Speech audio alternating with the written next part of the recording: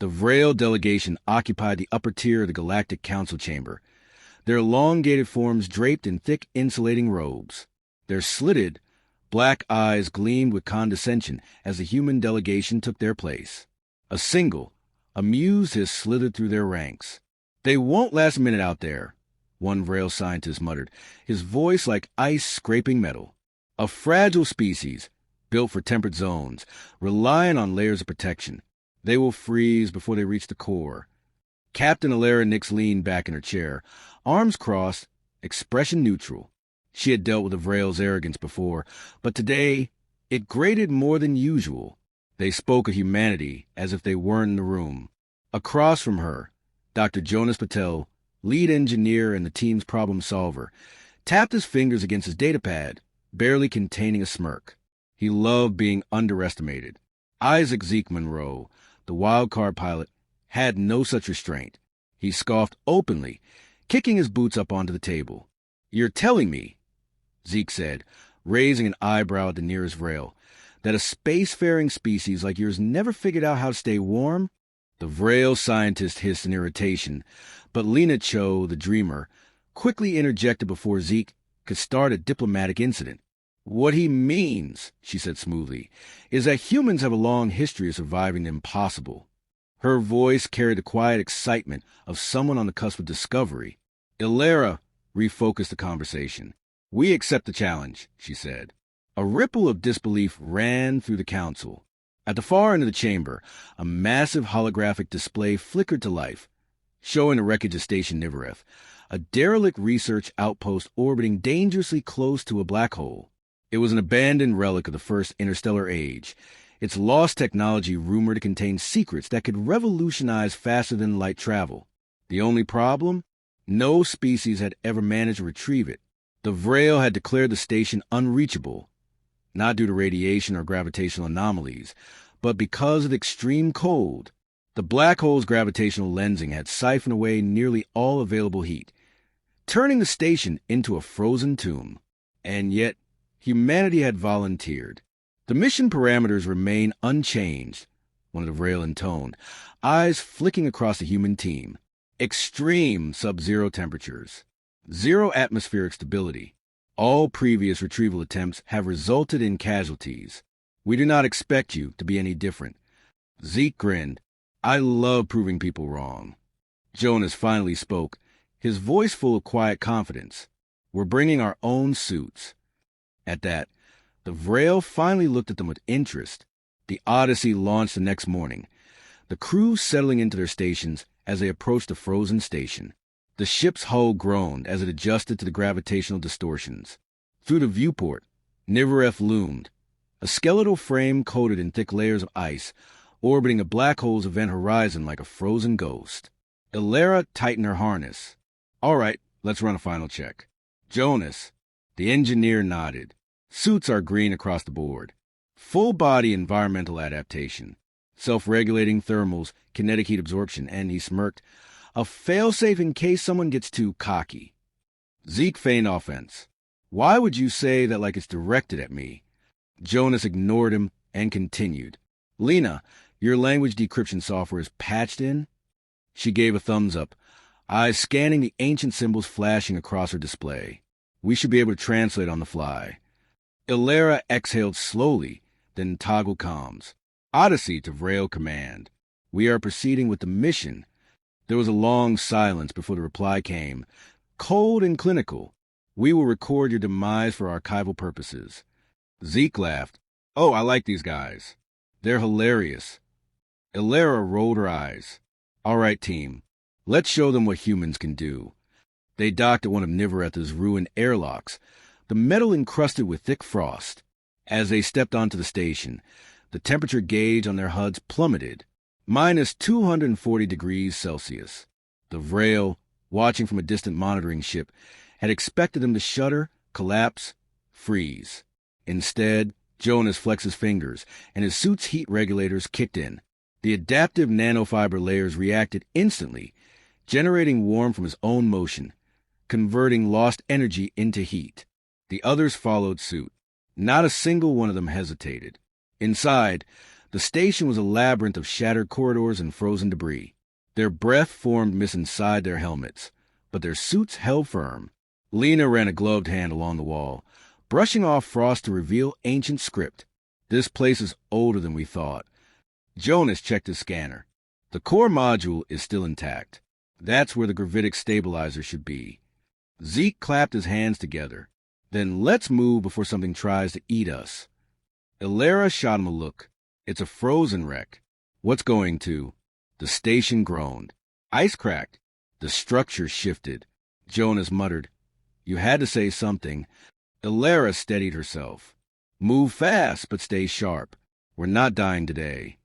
The Vrail had expected them to perish in the cold. They hadn't counted on humans adapting, and they sure as hell weren't ready for what was coming next. The Odyssey drifted in high orbit, the wreckage of Station Nivereth nothing more than a spiraling trail of frozen debris, disappearing into black hole's gravitational embrace. The crew sat in tense silence, the only sound the hum of the ship's life support systems. Ilara Nix exhaled slowly, feeling the weight of the mission settle onto her shoulders. Against impossible odds, they had survived. They had won. Or had they? She turned to Dr. Jonas Patel, who was still examining the gravitic stabilizer. The device pulsed gently in his gloved hands, its golden light flickering like a heartbeat. Well, she asked. Jonas didn't look up. It's in perfect condition. He ran a scanner over it, his brows furrowing. But there's something strange. Zeke Monroe, sprawled in his seat, let out a groan. Oh, come on.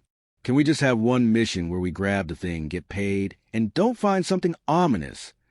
Lena Cho was hunched over her datapad, her fingers tapping rapidly across the interface. Jonas is right, she murmured. I've been running translations on the station's logs. Most of it's corrupted, but I pieced together something. Ilara stiffened. Let's hear it. Lena cleared her throat. The stabilizer is not a tool. It is a prison. A heavy silence fell over the cabin. Jonas swallowed hard. That complicates things. Zeke sat up. Wait, are we saying we just stole an ancient alien lock instead of a key? Lena nodded. I think the original inhabitants of Nivereth built the station around this thing. It wasn't just a research facility. It was a containment site. That's why it still had power, even after everything else failed. She hesitated. And why the warning said not to wake the sleeping god. Jonas turned the stabilizer in his hands. If that's true, then what exactly would they try and keep locked away? Ilara's gut twisted. The answer was obvious. Whatever had moved in the station. And now it was free. She forced herself to focus. Okay, options. Jonas exhaled. Best case? The stabilizer only functioned as a passive seal. It kept whatever was dormant, but the station's destruction and the black hole's gravitational effects might have neutralized it. Zeke frowned. And worst case, Lena didn't look up from her screen. It's still out there. Ilara set her jaw. Then we figure out what we're dealing with before we hand this over. Jonas hesitated. You're suggesting we don't give this to the Vrail? Ilara nodded. Not until we know what it really is. Zeke let out a low whistle. You do realize they're going to be pissed, right? Lena chewed her lip. Technically, the mission contract only specified retrieval. They never said we had to hand it over immediately. Jonas chuckled. I love loopholes. Ilara leaned forward. Then it's settled. We take this back to the lab, analyze it ourselves, and... The ship shuddered. Jonas' scanner flickered wildly. Guys? Lena's datapad screen glitched. Strange symbols flickering across the interface. The stabilizer's glow intensified, its golden light deepening to a sickly, pulsating amber. Zeke jumped to his feet. Tell me that's normal. Jonas' face went pale. I don't think it wants to be analyzed. The ship's lights dimmed and a sound, low, ancient, hungry, vibrated through the hull. Ilara stood, heart pounding. The Vrail had believed humanity would freeze in space. But now, it wasn't the cold they had to fear. Something had woken, and it was coming. The station trembled again, and this time, the groan of straining metal didn't stop. It stretched into a deep, resonant hum, a sound that vibrated to the floor and up into their bones. Alara and Nix didn't hesitate. Move. Her team obeyed. Zeke Monroe brought up the rear, hand hovering over the pistol strapped to his thigh. He didn't know what a kinetic weapon would do against whatever had just woken up, but it made him feel better. Lena Cho kept stealing glances at the ominous alien warning. Do not wake the sleeping god. Too late for that. Dr. Jonas Patel led the way through the next corridor, consulting his scanner. Core modules straight ahead. We're close. Alara didn't need to remind them to stay alert. The air, though non-existent, felt heavier, as if the station itself had gained presence. The ice along the walls seemed darker now, murky, as if something deep within the frozen layers was watching. Lena whispered, I don't think this place was just abandoned. I think they were trying to contain something. Zeke exhaled. I hate when you say things like that. They reached the core module, a vast cylindrical chamber lined with control panels. At the center, encased in thick ice, was their prize, the gravitic stabilizer, a sleek, alien device pulsing with faint golden light. Jonas whistled, still active after all this time. That's a damn fine piece of engineering. Alara's gut told her to hurry. Can you get it out? Jonas was already kneeling by the device, setting up his portable cutting tool. Yeah, but this ice isn't normal. It's dense, almost metallic. I'll need a few minutes. They didn't have a few minutes. Another thud echoed through the station, closer this time. The temperature plummeted. Frost thickened on their visors faster than their suits could compensate. The sound wasn't mechanical. It was footsteps. Lena shuddered. Something's coming. Zeke unholstered his pistol. Oh, good. I was worried this would be too easy. Alara turned to Jonas. Cut faster. Sparks flew as Jonas worked, his jaw clenched. The station let out another sickening groan, and something huge shifted in the shadows beyond the chamber. The ice on the walls fractured. Then a shape moved. It was massive, its form obscured by the layers of frozen mist. But Alara caught glimpses, jagged limbs, elongated fingers that ended in curling talons, eyes that gleamed like fractured glass. And it was waking up. A deep, guttural sound, something between a growl and a sigh, rumbled through the station, the frozen metal warp beneath it. Jonas cursed. Almost got it. With a final crack, the ice around the stabilizer shattered. Jonas grabbed the device, cradling it in his arms like a newborn. Got it. Alara wasted no time. Fall back. Now! They bolted for the exit, boots pounding against the frost-slicked floor. Behind them, the creature shifted again. Ice shattered as it began to move in earnest, its form still unclear, just glimpses of twisted limbs, flickering in and out of sight like a nightmare trying to take shape. Lena stole a glance back and screamed. The thing saw her. It lunged. Zeke grabbed her by the collar and yanked her forward, just as elongated claws sliced through the air where she had been standing. The impact sent a shock wave through the chamber, knocking Jonas off his feet. The stabilizer slid from his grasp. Alara reacted on instinct. She dove, skidding across the ice, fingers closing around the device just before it could disappear into a crevice. Her suit blared temperature warnings, but she ignored them. Go, go, go, she shouted, shoving the stabilizer back into Jonas' hands. They ran. The corridors were collapsing behind them. Gravity distortions twisted the architecture. Hallways stretched impossibly long 1 second, then snapped back to normal. Their ship, the Odyssey, was still docked at the airlock. If they could just... A sudden tremor knocked them off balance. Jonas slammed into a control panel, panting. The station's falling apart. We're out of time. Zeke's eyes darted around. We need a fast way back to the ship. Lena, gasping for breath, pointed to a nearby maintenance tunnel. Emergency vent shafts. They lead straight to the docking bay. Alara didn't hesitate. In. Now! One by one, they jumped into the vent. The low gravity turned their descent into a control fall. Above them, the creature let out a sound of pure rage. Then, suddenly, silence. They tumbled into the docking bay, landing hard on the icy floor. The Odyssey was just ahead, its ramp already lowered. Zeke scrambled to his feet. No time to celebrate. Move it. Jonas clutched the stabilizer to his chest as they sprinted up the ramp. Ilera hit the emergency override, sealing the hatch behind them. The ship shuddered. Lena, breathless, stared at the frozen porthole. Is it following us? No one answered. Ilera didn't wait to find out. Zeke, get us out of here. The pilot was already at the helm, fingers flying across the controls. Hold on to something. The Odyssey lurched free from the dying station. As they broke away, the full extent of the collapse became clear. Nivreth was imploding, its structure twisting on itself, pulled inexorably toward the black hole. Ilera watched in grim fascination as the station's ruins spiraled toward oblivion. Whatever they had woken was going down with it. Jonas exhaled. That was close. Lena slumped into a seat. We're alive. We shouldn't be, but we are. Zeke grinned, still catching his breath. And we got the prize. Ilera glanced at the stabilizer, still pulsing softly in Jonas' hands. They had done the impossible. Again. But something about the way the station had collapsed, the way the creature had almost seemed to let them go, unsettled her. She pushed the thought away. Odyssey to Vrail Command, she said, opening the comms. Mission complete. A long silence followed.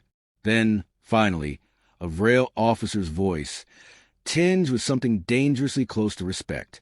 Understood. Ilera leaned back in her chair, pulse still racing. The Vrail had expected humanity to freeze and fail. Instead, they had taken the impossible and made it theirs. And this was only the beginning. The cold pressed against their suits like a living thing, an unseen force eager to seep into their bones. But the suits held.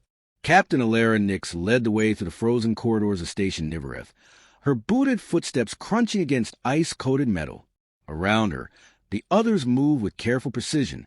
Dr. Jonas Patel checked his environmental readings every few steps, while Zeke Monroe made a game of seeing how fast he could spin in the low gravity. Lena Cho, eyes wide with wonder, trailed her gloved fingers along the walls, brushing aside centuries of frost to reveal ancient alien inscriptions. This place is incredible, Lena murmured, her voice tinged with awe. A lost civilization, frozen in time. Zeke snorted. Yeah, let's hope it stays frozen. I'd rather not deal with ancient alien ghosts. Ilera ignored them, scanning the corridor ahead. Jonas, what's the status on the core module? Jonas tapped at his wrist console. Still intact, but the outer shielding is barely holding together. Gravity fluctuations are starting to wear it down. If we don't move fast, this whole station might collapse into the black hole. Then let's not waste time, Ilera said. They pushed forward, deeper into the wreckage.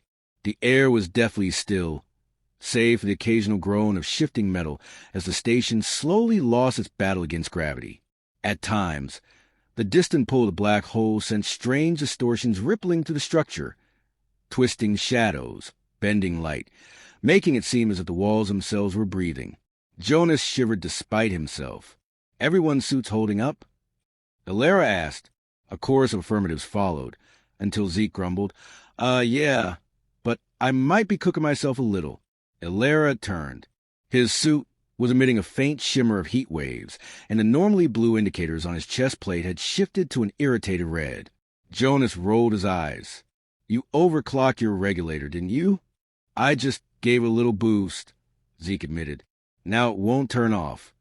Lena giggled. You look like a baked potato. Jonas sighed and crouched beside him, adjusting a panel on the suit's wrist.